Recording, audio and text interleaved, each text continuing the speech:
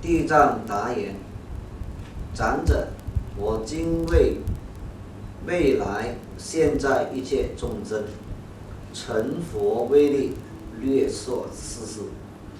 今日呢，我哋接住嚟講啊。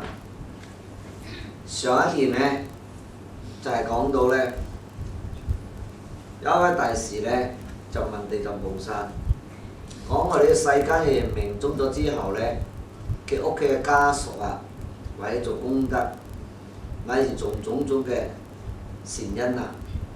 咁呢個時人命終嘅人啊，已經命終咗嘅人呢，可唔可以得到呢個大利益呢？以及能唔能夠解脫呢？就係呢個問題。咁啊，地藏菩薩呢，就繼續答佢啦，就係講呢個應承其嘅意思。答言就講應承其，意思講長者就稱呼佢啦。你講我現在呢，成佛嘅大威神力，嚟為利益未來以及現在嘅一切眾生嘅緣故。簡單呢，你為你講你所問嘅問題，就係生人為死者修福，死者是否可以得到呢個利益呢？以及得到解脫嘅事情。你喺呢度嘅經文呢，睇起身就好簡單，但係裏邊呢，有一個好大嘅意義喺裏邊啊！成佛威力，你睇地藏菩薩，佢唔會講我自己嚟講，佢講呢，我成佛嘅威力啊，就係意思講釋迦牟尼佛呢，仲在現場，就係尊師重道先，尊重老師。因為地藏菩薩呢，畢竟呢，佢仲係菩薩，所以釋迦牟尼佛呢，就上呢個忉利天呢，嚟講呢個地藏菩薩本願經，交代其嘅事情。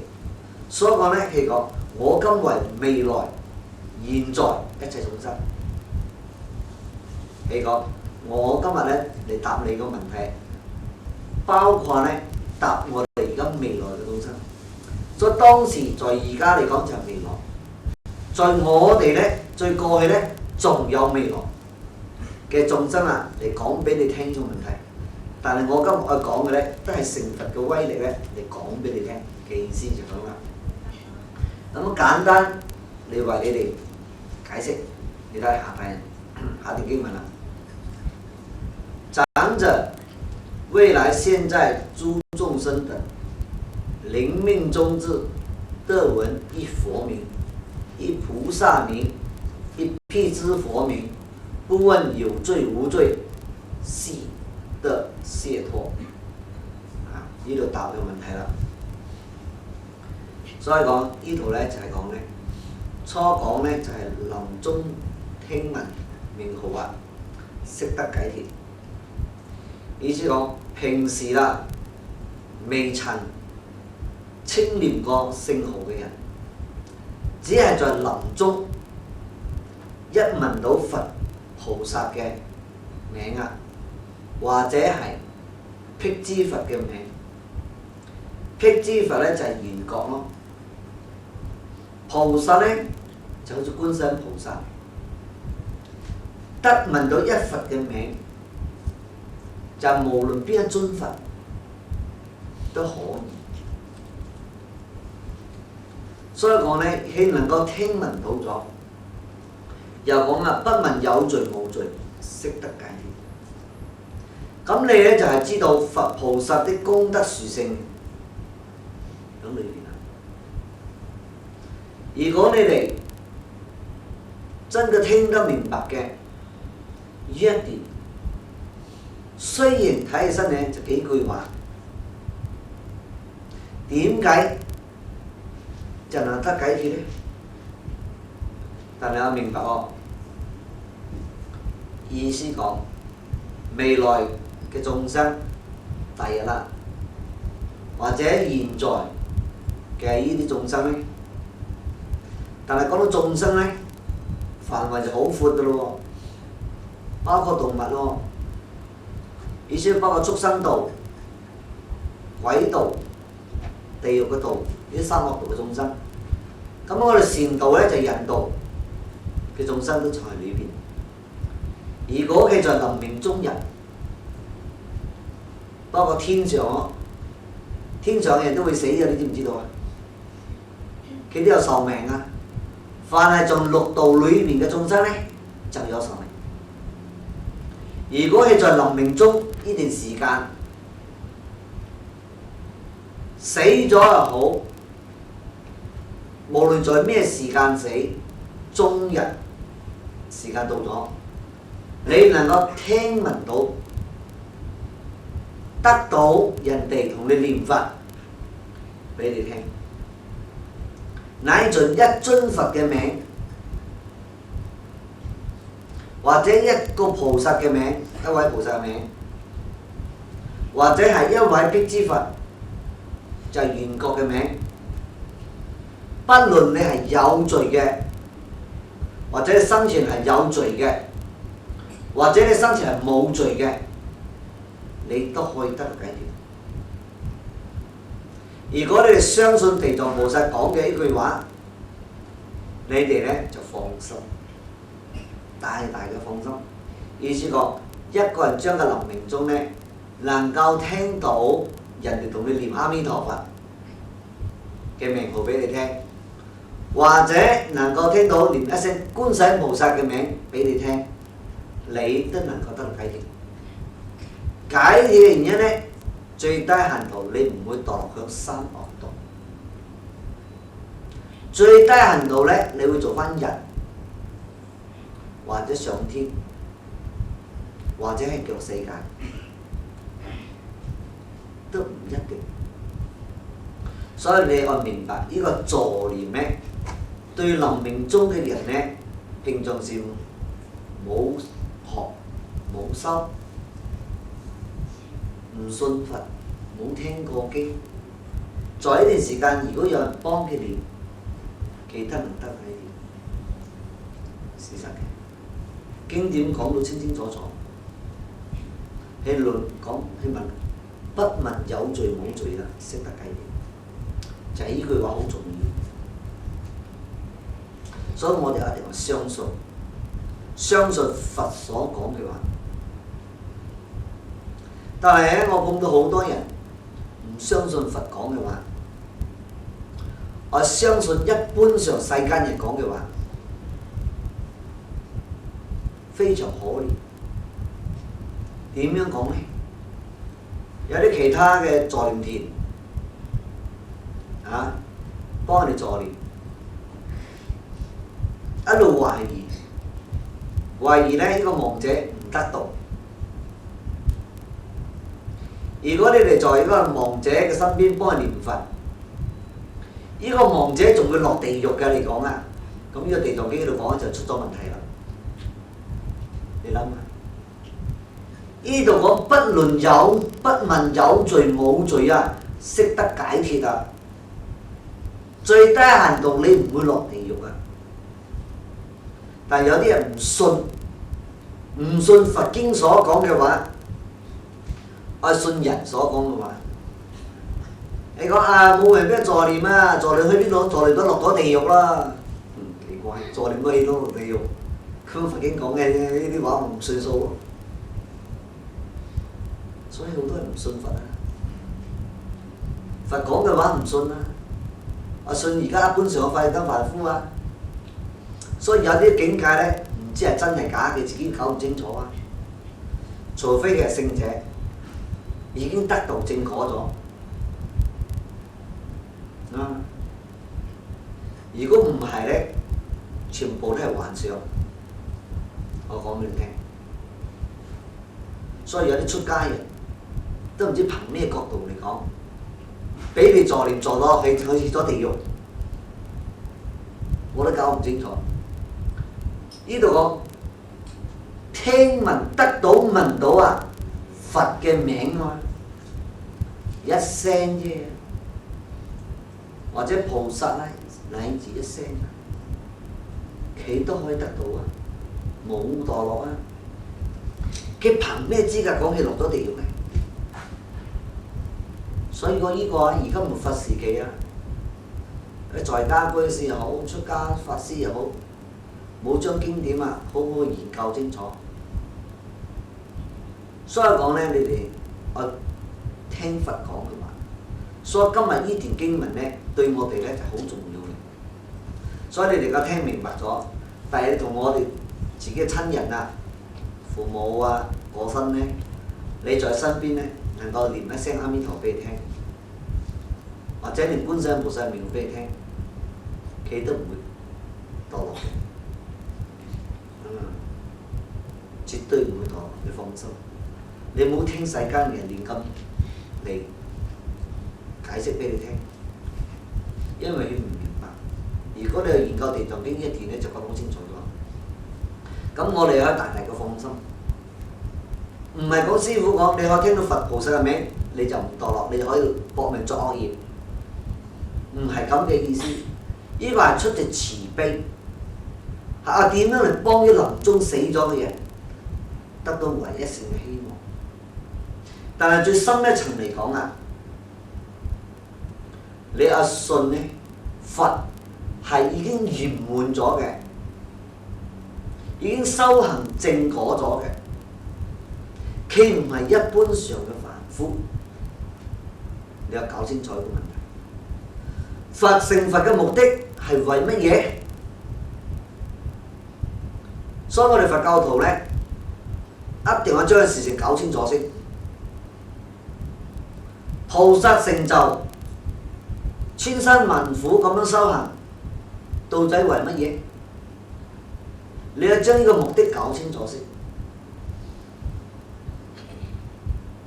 我講俾你聽，佛成就咗做佛，最大嘅原因就係救度眾生，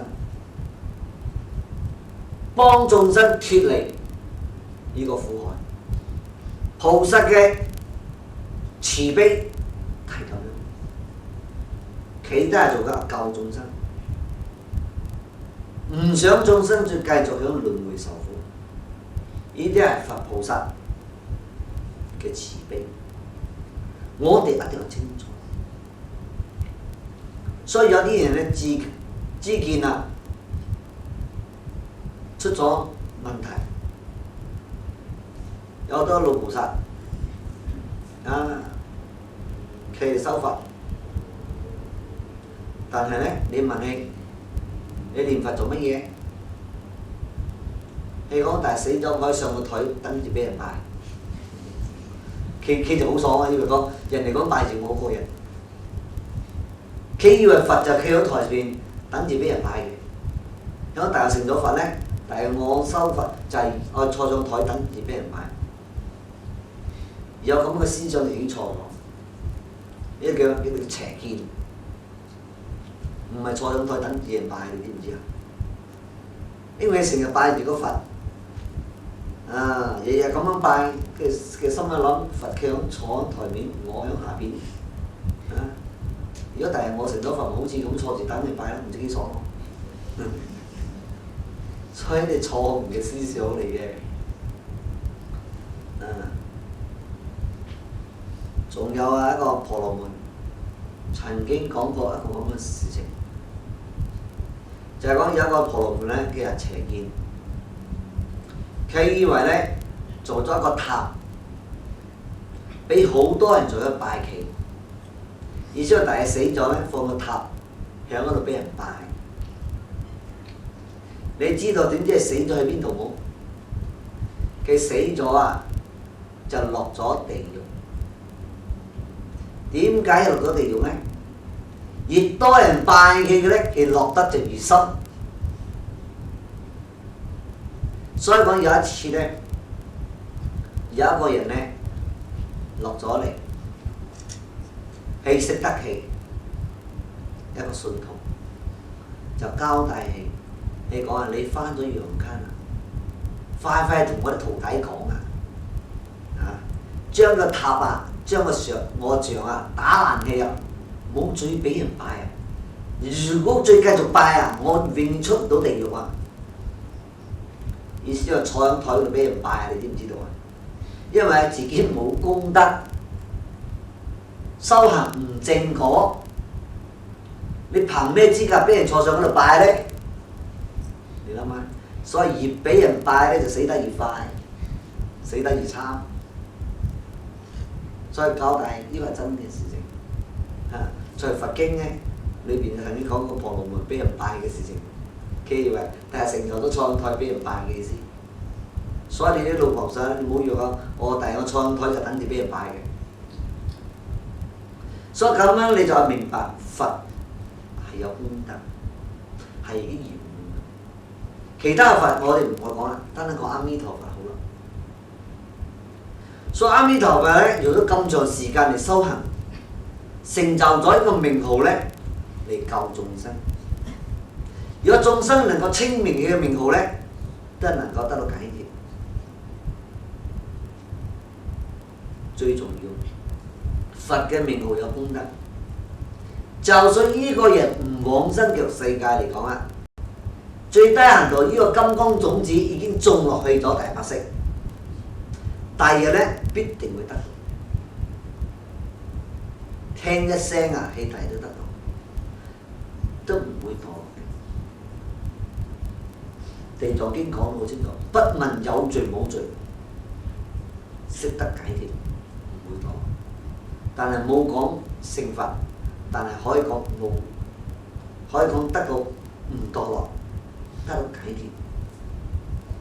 所以呢個我聽清楚啲。因為佛咧修成就咗嘅，菩薩咧都唔簡單咗嘅，係有能力嚟教導你嘅，你放心。世俗嘅人點樣講？係佢點樣意思嚟解釋，我唔知道。但係今日我坐住呢度咧，我對住《地藏經》所講嘅呢段經文講俾大家聽。所以講言其不問有罪冇罪啊，識得解脫者，何其功德功力咧？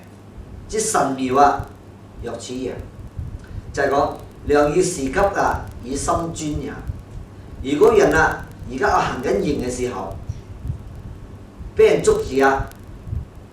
或者俾冤賊啊、冤家或者賊所追啊，或者遇到水火、火災、水災所逼啊，咁你一心咧係求愛脫離呢個嘅苦啊。咁樣如果係在呢段時間聽聞到佛菩薩能夠救佢，你講呢個臨終者識唔識念佛咧？肯定嘅，因為佢嘅處境就係咁樣。所以念一聲，聽到佛嘅菩薩一聲，佛菩薩名一聲，佢就能夠得解脫。所以在呢段時間就好重要嘅。所以佢平時咧有念者啊，或者言行咧唔清，或者信力啊好輕微，冇相繼之心，有間斷之意，是故喺平日之功咧反薄啊！你臨終之後咧嘅念佛咧，就好急縮，就縮成啊！所以講完咗，時急咧心就會專，是故咧嘅功德啊，就勝過平常時噶啦。就好似一個人啊，入去嗰陣啊，就不惜生命啊，我衝出呢個重圍咧，就變咗一個好強壯嘅人啊，好勇敢嘅人。意思講，一個人危急咧，死到臨頭咯。你估佢識唔識反抗？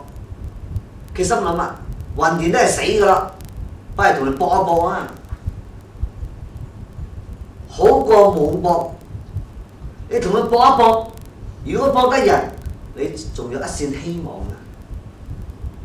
你唔係坐住等住死吧？所以講人生到咗絕境嘅時啊，點樣都仲係有搏搏嘅。好簡單，你啱啱跌落山崖，你仲有一次希望，仲拿到一個樹枝啊，你手有冇捉自己？點樣都盡晒力啊，都係掹住嗰支樹枝啊！到最後你冇力啊，樹枝斷啦，你就冇辦法嘅啫。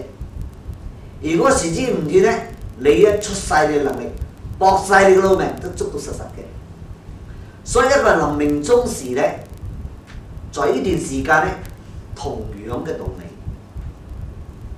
你咧平常時好軟弱，而家呢段時間就變咗好強壯噶啦。所以是故之啊，善惡冇定啊，因緣體空。所以講即有心升沉啊，時有優劣啊。所以你真係古語講，真金一兩啊，勝過百兩嘅花葉啊。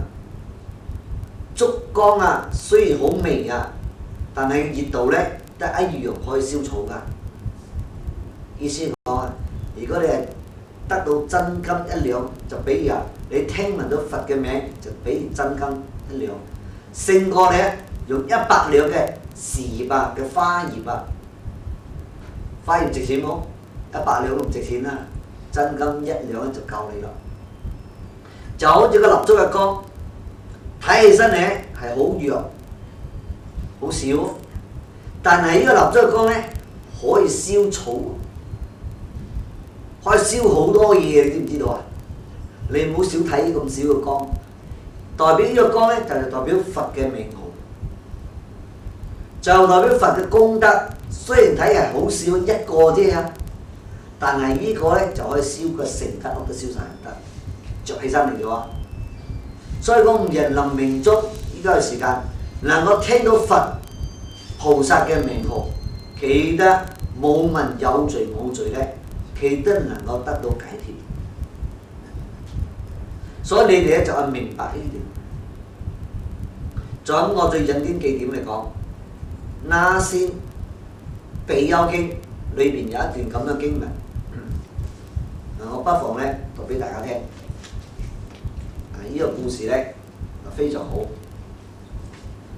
就係講咧一個國王咧就問呢個那先比丘啊，你講你哋呢啲沙門啊咁講啊，意思我哋出家人咁樣講話，人在世間咧作惡咧至100歲啊，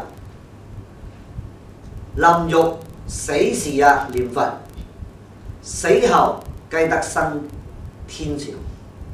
我唔信呢個咁樣嘅話，咁樣嘅話我唔信。呢個國王咁講，你講復言啊，實一生死咧即入地獄中，我都唔信呀。意思講，呢個國王問呢個出家人嚟講，我唔相信你出家人所講話。人在世間啊，能夠做咗惡啊，就算100年啊做咗惡，你臨命終死嘅時候正念念佛，死咗後都能夠升到天上去，我唔相信你嘅話。仲有一個，我又唔相信你哋講實一個生，你曾經實生一次，死咗後就入地獄，呢個話我都唔信。咁呢個出家人咧，那聲就問國王啊，佢就答佢，答佢用問嘅方式，佢就問：如果有人啊持一粒小石放向水上，嗰隻石啊會浮冇？或者佢唔會浮？佢問呢粒石會浮上嚟冇？或者唔會沉？或者會沉落去？咁嗰個國王就答：有其石沒就沉。大家唔使諗啊，想都唔使想，肯定嘅。呢粒石頭放喺水嗰度，肯定沉嘅，冇可能嗰啲石頭浮上嚟嘅。一粒石啫。咁我俾咗就咁答。而家咧，如果持呢個100粒石頭放響嗰個船上邊，咁呢個船啊，識唔識沉咧？佢就問你，咁國王咁答，唔識沉啊。所以講嗰個比丘就咁講俾你聽，船中咧雖然啊有100粒咧大石，因為船嘅緣故咧，佢唔會沉落去。人啊雖然係本係惡啊，但係一時念佛咧，因為咧就係咁樣念佛，佢咧唔墮落地獄之中，就變生到天上啦。就算咁細粒嘅石仔啊，佢點解會沉呢？就比如呢個人做惡啊，唔知道佛經啊，死咗後咧就入地獄。呢度咧就講明俾你聽，呢個國王聽咗咧就講善哉善哉，意思講係啊啱。我哋一個人殺生，平常時就算做一次殺生，你冇成嘅力，冇其他嘅力所依靠，就等於講我哋拎一粒好細粒嘅沙仔嘅石仔，冇一啲嘅依靠，你諗下呢粒石仔係咪直直沉到底呢？而且你做一次惡，你冇得依靠，你就落到底啦，沉落去。咁如果呢個人做咗一生嘅惡，就對100歲嚟講，就代表個你攞咗100粒石，全部放喺船嘅上邊啦，就因為有船嘅力量咧，承住氣，咁呢個石咧就唔會墮落。意思講，就算一個人做咗好多惡啊，能夠得到佛力嘅加持，聽到佛菩薩嘅力量，佢咧都會上天上，唔會墮落，就係咁意思。所以我哋要明白呢個道理啊，就等於個1000年嘅暗室，就好似呢個山窿啊，係1000年好暗咗嘅，啱唔啱？如果你點一盞燈啊，放咗落去啊，呢個山窿1000年㗎，冇一啲光㗎。今日放咗燈嚟，係咪一剎那之間啊，成個山都光到晒？道理一樣。如果冇佛光嘅力量，意思話呢個山窿1000年嘅，如果冇佛光嘅呢個光走咗入嚟，永遠都係暗嘅。我哋眾生咧，何情唔係咁樣咧？所以講一燈能夠破暗，所以眾生沉淪在苦海啊，就等於咧好似1000年嘅暗室一樣。佛菩薩嘅聖號咧，就等於好似燈光。是故咧，能夠令諸眾生啊，臨命終日咧，得聞到佛嘅聖號，不問有罪冇罪咧，悉得解脫。所以講呢個就講佛菩薩咧有咁樣嘅力量啊，可以幫眾生。所以念佛嘅殊勝咧，就係在呢度。所以我哋咧一定要明白呢個咁樣嘅道理。咁明白咗咁樣道理咧，就唔會隨便咧受人哋嘅迷惑。所以一般上嘅凡夫嘅見解咧，就係咁解釋啦。好似唔公平咁樣，其實佛菩薩慈悲係救眾生，唔係企喺我哋凡夫嗰度，我哋死快啲。意思講做咗罪業嘅咧，就一定去受罪。如果憑自己嘅力量咧，絕對係可受嘅，肯定嘅問題係絕對咗嘅，冇得改變咗嘅。如果成佛菩薩嘅力量咧，你咧就免。所以呢個就講臨終助念，尤其是用佛號咧，係最殊勝不過嘅啊！所以呢啲咧，你有明白佛所講嘅，唔係講經過咗念佛助念，你做乜落地獄？呢個係一般上世間所解釋。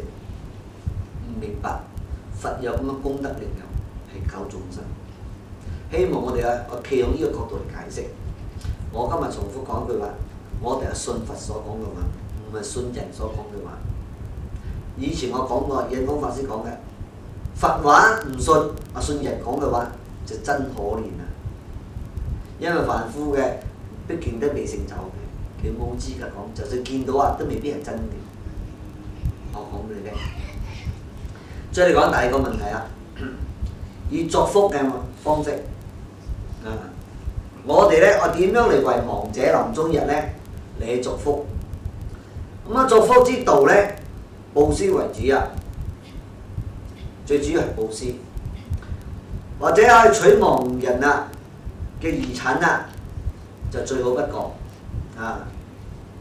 意思講個亡者嘅本身剩低嘅財產，你同佢做。如果呢個亡者啊冇剩得錢啊，意思話有啲人咧病啊，又窮啊，醫到窮晒咗，冇剩低呢啲咁嘅錢財，咁樣嚟點樣為佢做咧？或者你就可以由親友啊、兒女啊、親友啊，你聚集咧啲基金都可以嚟幫佢做啊。所以啲兒子咧留低啲遺產啊嘅資金咧嚟到去造福亡者咧，定望到呢個利益。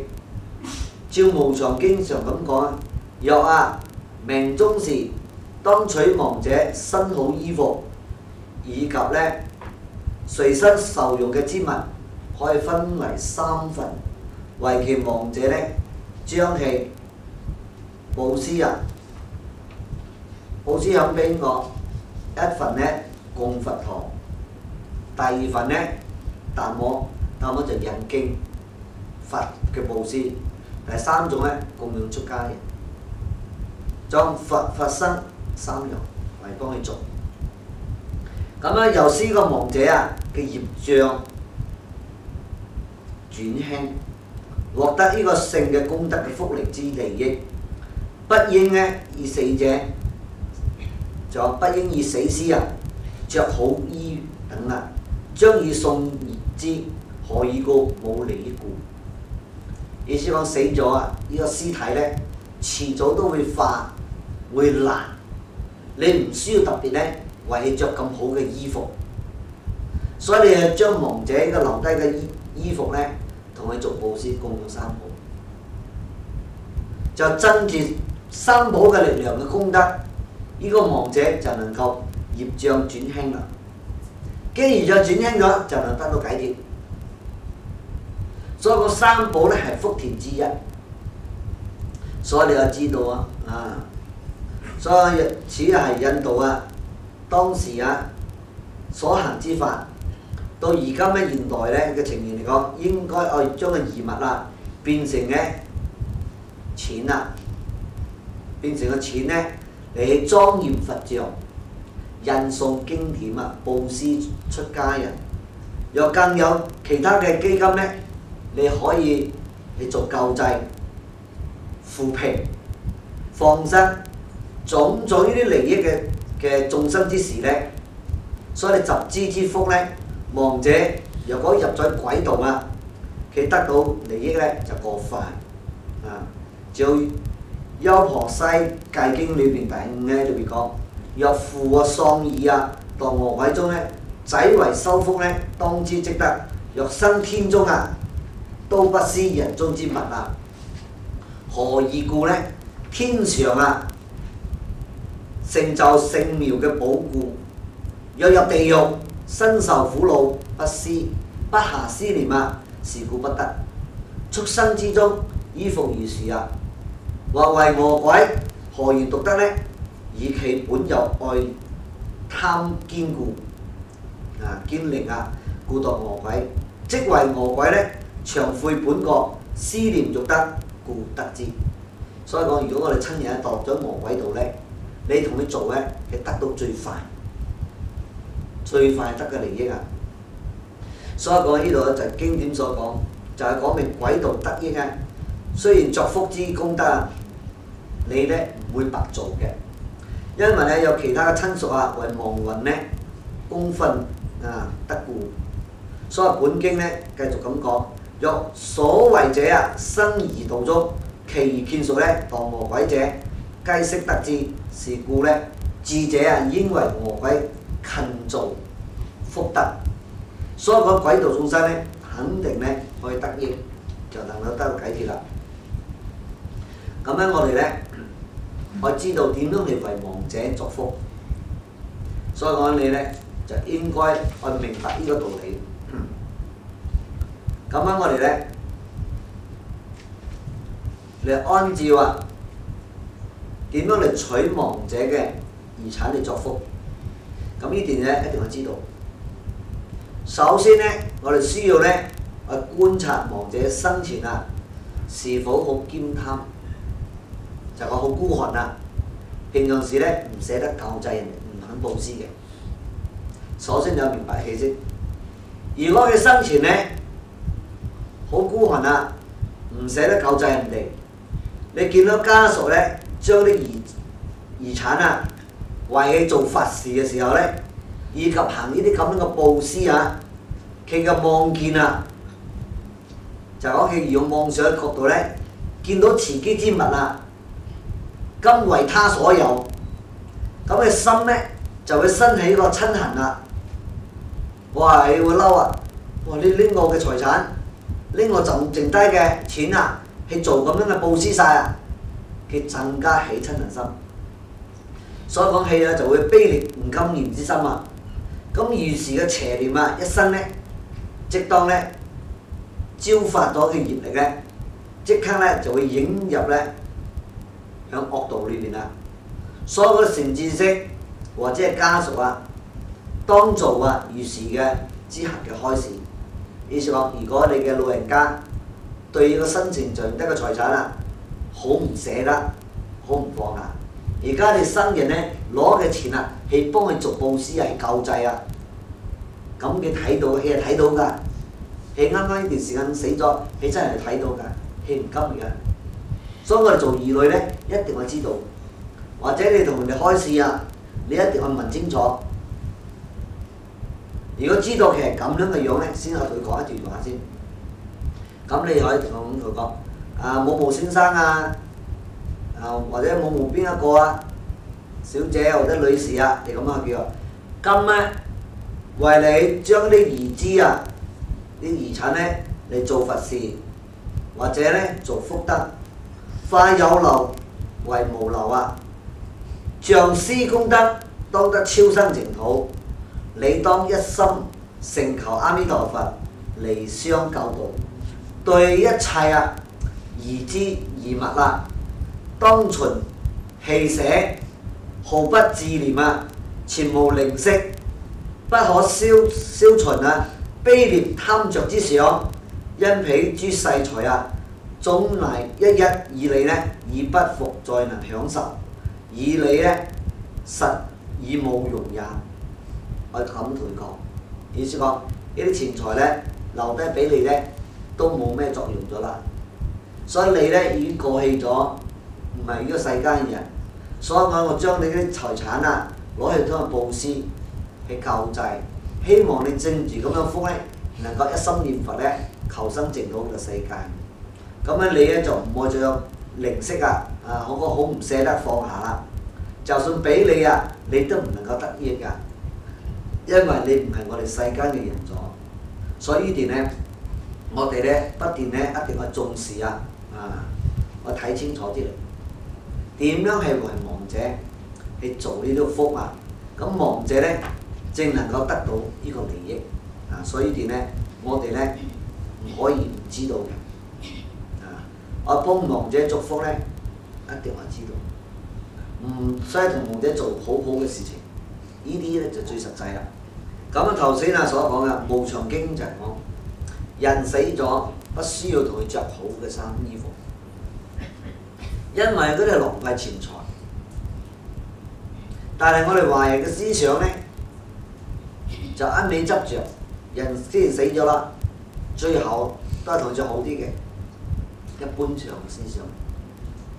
但係我哋咧佛教可以提倡，如果你係佛教徒，你平常時咧有一條海青，咁你裏邊咧着你普通平常時着嘅衣服。一脱就好啦，咁出邊咧就着一件海青就好啦，簡單啊！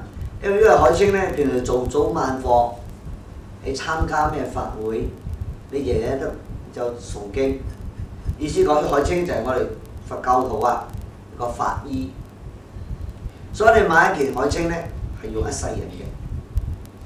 在你今日歸三寶買一件海青咧，一路着咧。着到你臨命終死咗後，仲係着住嘅，因為呢件咧又唔驚你第日變到幾肥幾大隻，一樣着得落。你唔使驚佢着唔落。你睇個袖咁長，咁寬，佢唔好似啲壽衣買到細號細碼嘅又着唔到，着到窄窄咁樣。所以一件呢，如果一世人幾值得，又經濟又實際。如果你買壽衣，哇一件呢，俾1000蚊咯，好嘅成千幾蚊咯，最平都幾百蚊咯，500到咧，500、800蚊咯，着咁靚去做咩？氣羅我請飲啊而家，所以你搞清楚啲嚟。所以我哋講佛教徒呢，唔需要浪費嗰啲無謂嘅資金。如果將啲錢呢攞去救濟，救濟嗰啲窮人家，做啲社會有益嘅事嘅，亡者都能夠得福，得到呢啲福呢，起碼都能夠超生。你着到咁靚嘅如何呢？着咗嚟就唔捨得除落嚟㗎。所以買啲壽衣呢，我收時講嘅，而家啲人最多做大壽着一次，第二次就唔再着㗎啦，等死嗰陣先至嚟着。着咗俾邊個睇？你咁貴嘅名貴嘅衣服，你又唔肯着就行街行百貨公司喎，係咪？你有見過人着壽衣行百貨公司嘅喎？如果着喺個正新潮，你知唔知道啊？從來冇人見過咁啊！我睇下走晒啊，唔知叫僵屍出現啊！所以我買咗咁名貴嘅衣服，成千幾蚊一脱，咁又唔捨得着，即係上酒樓做大壽着一次，咁樣着完咗就除落嚟，快快收住翻啦。又唔敢着住翻咁靚嘅衣服，點解唔着住嚟呢？所以大家用腦諗下，世俗人就係咁樣。你有冇思考到人臨終死咗呢段時間，應該點樣做啲有益嘅事情俾佢？因為我以前呢，周不時幫人臨終助念晒呢，我親自幫佢換衫褲，所以家屬呢，就將佢阿爸啊或者佢阿媽壽衣啊，有好多用紅紙包住嘅，唔知收到邊度去我唔知道啊。死咗佢湊出嚟，幾多年前買落嚟嘅，有10幾年前就買咗落嚟㗎啦，你知唔知啊？佢冇諗到佢阿爸今日身材發咗，當年嘅身材唔係咁咯。而家身材發咗，而家同佢着到嗰扭啊扭到窄窄，逼到差唔多係爆咁滯。我講你諗下，10年前嘅嘢，10幾年前而家嚟着，我講真辛苦喎！如果我係你阿爸，我真係想除咗佢咯。所以我兒女唔知道，呢個早買咗就準備好，所以呢啲呢就係世俗人啦，觀賞，驚死咗帶唔起咯。快快準備佢生前愛嘅嘢，所以一般嘅華人嘅思想風俗咧就係咁樣好似你哋而家現代人呢，好啦，唔講着壽衣啊，着西裝，有幾何着你諗下？以前你後生做新娘嗰時，做新郎嗰時啊，買過嚟着西裝，嗰陣時身材就好似我咁樣靚啱啦。而家40、50歲咯，腫到咁大件咯，着嚟啱冇？平常時唔見你着西裝出門啊，你諗下，死嘅時就棺材先嚟着，點樣着？靚嘅西裝着唔靚咯。你唔係做新娘喎，而家唔係做新郎，你知唔知道啊？你搞清楚啲嘅。所以講而家人呢就係咁顛倒啊！我仲睇呢啲家屬做顛倒點樣？明明靚嘅衣服，幫我扭啊、拉鏈啊，剪到光光，扭剪到晒，到時扣時冇扭嘅，你喺邊度？個走同佢着褲嘅拉鏈上去拉，又冇得拉，冇辦法，揾唔到褲頭帶，鹹水草佢綁啦，出邊好低，入邊嘅咯。我同個仔講啊，你點解咁白痴嘅啫？蠢到咁樣樣。冇拉鏈冇紐嘅褲，叫你阿爸着，咁啊滴死氣喎我！你講點樣嚟行街？一着等於冇着啊！你唔着仲舒服，都唔會撲落去啊！咁你着咗氣，我揾拉鏈我轉晒咗，扭咗一粒都冇，仲攞扣針去重新去扣過，我講你自己着下，你着得到冇？你用下腦諗下。師傅對唔住，剪咗你着嚟。唉，咁你唔好同我講對唔住，唔係我着，係你阿爸着，你同你阿爸講對唔住。你叫你阿爸着好嚟啊，小心行啊！因為呢條褲冇咧，你冇褲頭帶啊，所以冇辦法拎個鹹水草係咁佢綁咗就算數啦。就其將就下啦，我就同王姐講，呢啲係你仔諗出嚟嘅，唔係我同你着㗎，你唔好怪我得啦。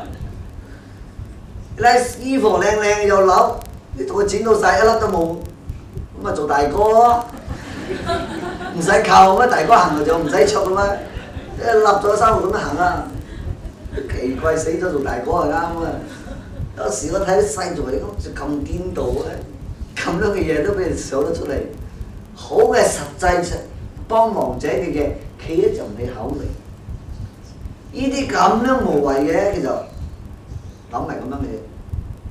所以有時咧，我當時以前幫人助念啊，叫啲家屬嚟幫手助念，佢唔得閒，佢房間死臭。湊埋嗰啲衣服一大堆啊，拎個咪夠剪啊，係咁剪喺房間，褲袋又剪，衫袋又剪到冇晒。我講點解咁搞？我叫你念佛，我唔得閒，住嗰啲又得，整到成大堆奶咯，褸啊、拉鏈啊、褲袋啊，一窿啊穿晒。我講呢度啊陪葬，俾啲錢你袋啦，嗰度褲都係穿晒啦。咁嘅意思我叫冇執氣啫，你呢度跌咗你就執翻嚟啫。世間人就係咁顛倒啊！所以而家呢啲咁嘅事情，以為呢啲係幫忙者，其實咧根本一啲對你冇作用。所以講你就話幫忙者咧，愛做啲社會實際有用嘅嘢，有用嘅事情，忙者咧正能夠得福嘛。咁樣係正能夠咧唔會墮落啊！所以講，如果你冇咁樣嘅資產，留低咁樣最簡單就係我前面所念佛，念佛咧又實際又經濟，唔使使錢。佛菩薩功德力量仲大過啲世間嘅，所以亡者能夠在臨命終聽到佛菩薩名號咧，即係得解啲，唔會絕尋。希望咧大家好好知道。我再睇下一點。若有男子女人在生不修善因，多造重罪，命終之後勸屬小大，為造福利一切生事，7分之中而乃獲益，6分功德生者之力。呢度呢段呢就係講啊，係講明呢命終後嘅眷屬啊，代為嘅作福，7分呢你獲得1分。經典就講世間上呢，若果有男子或者女人在世嘅時候呢，不但呢多做咗惡業，而且呢唔修善因嚟講啊，好似咁樣的人呢，按照啊佢嘅罪呢係受果報嘅，就必定呢墮落無疑嘅。因為平常時咧，在生啊唔修善因，多做重罪，所以講在佢臨命終啊之後咧呢段時間，佢屋企嘅親屬啊，為佢修一切有利益義人嘅福利嘅聖事啊，所有嘅功德咧7分之中咧，亡者只得到1分，其餘嘅6分咧嘅功德啊，就歸生者應得嘅利益啊，嘅善利啊，所以咧你就知道死咗後咧，等家屬啊嚟同你做咧，就算用你嘅錢財去幫你做啊，你咧淨得到1分嘅。聽啲嚟講，經典講啊，做7分喎，你得1分咯，6分歸亡者，6分歸生者咯，7分。意思講，同你做咩都做7次，7分係7次。所以你就明白啊，就算念經啊，都係念7部。7步呢，6步呢係歸生者啦，1步歸你。如果做唔夠7步呢，你乜嘢都得唔到。所以講呢度咧就蝕大本嘅。你有識計呢條數？呢條數唔係我講嘅，地藏菩薩講嘅。所以講而家嘅人呢，請出家人嚟最多都念2-3步，係邊個得到？生者得到，亡者冇得到。你要搞清楚。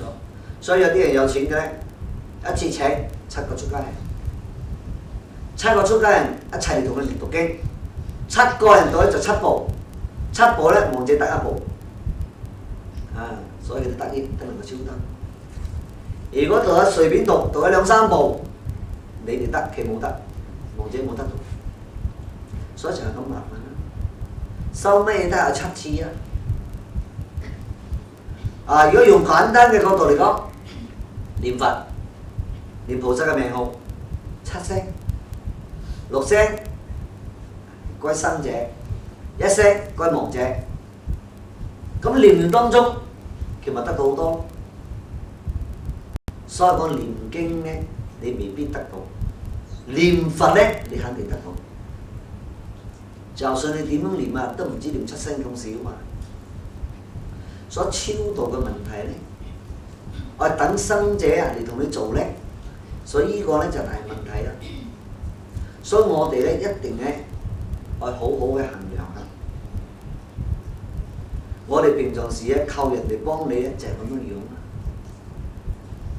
所以唔係佛經上有問題啊，係讀經嗰個人啊，係唔係咁樣讀嘅？所以我下邊等間就會講俾你聽，超度讀經俾亡者點樣會得益，點樣唔得益。所以咧就係大家搞清楚一個問題，我哋應該做乜嘢事情呢？亡者正可以真實得到嘅。所以有功德有福德兩種事情。如果以功德咧，超生機會就非常之高；如果以福德嘅角度咧，就超生慢，就慢啲。所以呢啲道理咧，我哋咧每一個佛教徒啦，唔可以唔知道嘅。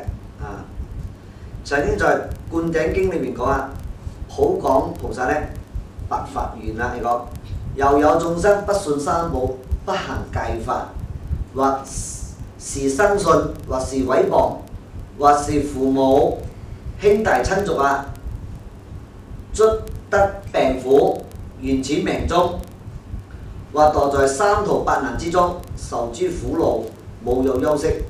父母兄弟親族啊，為其修福，修得福否？就問呢個問題。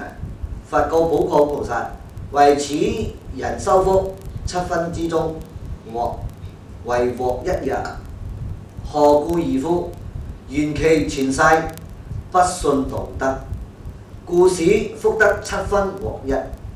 若以亡者嚴身之具，同而失舍啊，園林浴池啊，以施三寶，此福最多，功德力強，可得8彼地獄之殃。以是因緣呢，便得解脫。你睇到點解我家屬嚟幫佢做呢？